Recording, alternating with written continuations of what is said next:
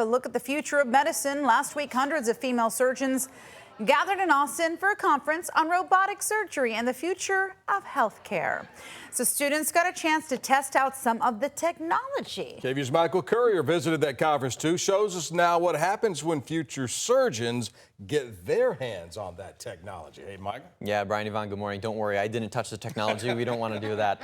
For most of these students, it was their first time sitting behind a surgical robot, but doctors say it didn't take long for them to get the hang of it. About 20 students from Eanes ISD participated in a hands-on experience during the Women in Vinci Surgery Symposium at the Fairmont Hotel. Students from Cedar Creek Elementary, Hill Country Middle School, and Westlake Middle School rotated through different stations featuring robotic surgical technology. Now, they were able to test drive the same types of systems used in hospitals across the country.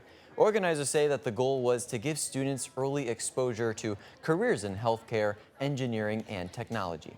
So what's remarkable is how good they are at it. You know, I train a lot of adult faculty level surgeons how to use the robot, and these kids blow them out of the water. They just sit down and they go right to it. Organizers also hope that some of the students who picked up a robotic controller could one day be the surgeons leading the next generation of medical innovation.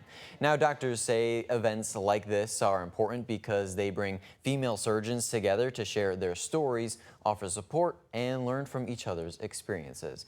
It was great to watch all of these young kids, and they were having so much fun. They really were having such a smile on their face, and it takes a lot of patience using those robotic technology surgery devices. Like steady hands. Do you all feel like you have like steady hands to be a surgeon?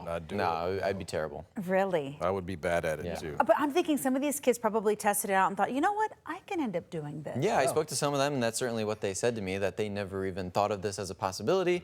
But they told me that when they were sitting in that chair, they're like, this is something that's really fun and that they could potentially do. That's cool. I want my son to be a doctor, and I said, listen, it's like playing video games, but like you can work on. I showed him robotics, and he was like, interesting. That's right. Click. All right. Sparking that interest. Thanks, Michael.